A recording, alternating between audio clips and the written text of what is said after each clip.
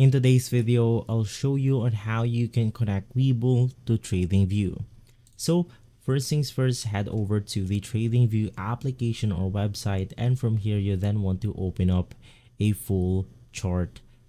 Any chart can work. Basically, you just want to show up the chart window to your TradingView right here. So in my case, I'm going to be opening up the gold spot. Once again, you can open up any full chart on your application or website.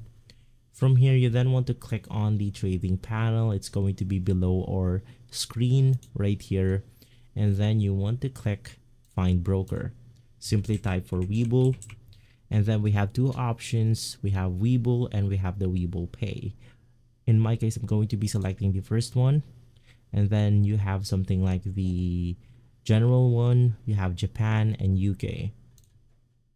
Click on connect. And from there, it will prompt you to log in your Webull account.